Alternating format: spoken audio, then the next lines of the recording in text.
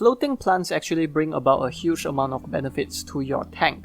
Firstly, the roots are able to release a lot of carbon dioxide to water, which is a great amount of nutrients for your submerged plants, and the roots also release oxygen, which helps to cultivate useful bacteria for the tank.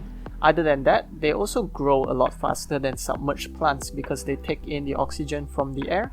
Therefore, they are able to compete with algae much better, and they are able to remove those algae by depleting those nutrients. Other than that, fish also feels a lot safer with floating plant on top because that is just how their natural system are. It gives them a hiding space, and sometimes you can see betta fish using it to build bubble nests, or you can also see them hiding below some of these floating plants to rest.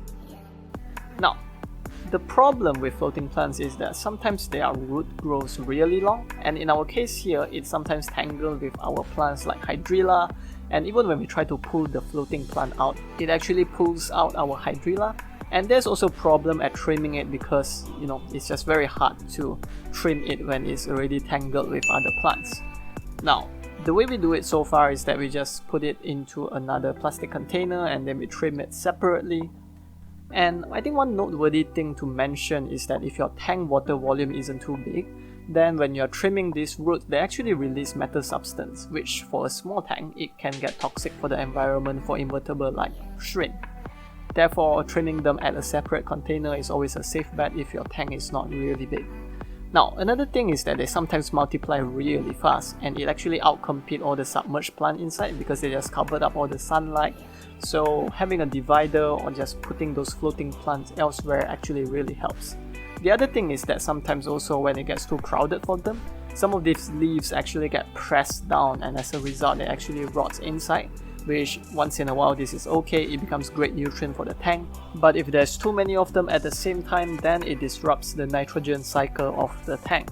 Also, if you use a filtration system where water flows in from the top, sometimes some of these floating plants may actually affect the filtration systems. And the last thing to take note is that the more flow there are on the water surface, the lower the growth of your floating plants. Therefore, a low-tech planted aquarium tank without filter is always a great choice for your floating plant too. And next, let's run through each and every one of these plants individually. Now, the first plant is water lily.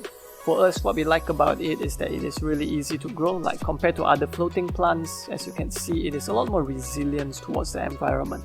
And in our experience too, it multiplies very slowly, and even though it does grow a lot bigger too over the span of us planting it. And for us, the only downside is that it does have a really long root, so like we have mentioned earlier, it does tend to entangle with our submerged plants below. And the other one is actually Amazon Frogbit.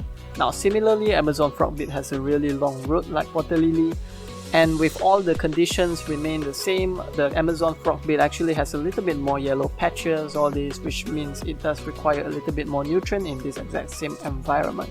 And it could just be also the water lily has outcompeted the Amazon Frogbit too. So maybe individually on the tank, if this is the only plant you use, I imagine it will do just fine. On the flip side, the multiplication of Amazon Frogbit is actually pretty fast, so if you actually have a tank with a large amount of surface area and you want to cover it up, Amazon Frogbit can be a good choice. Now, the third choice is actually one of our favorite. It is the Salvinia natans. It is also known as the floating fern. The pro of these plants is that it does also grow very fast, which means it can be very effective in helping to remove algae.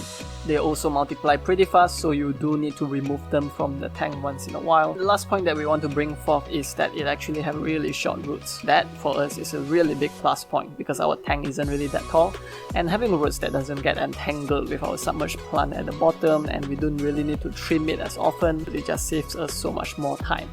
And one of the downsides that we notice for this particular plant is that sometimes some of their leaves are actually gonna be soaked underneath the water, and if they just stay there for a period of time, it typically becomes black and it actually dissolves itself. Like we mentioned, if it's just 1 or 2 leaves, it is pretty fine, but when it gets crowded, it will actually affect the tank nitrogen level if your tank isn't that big.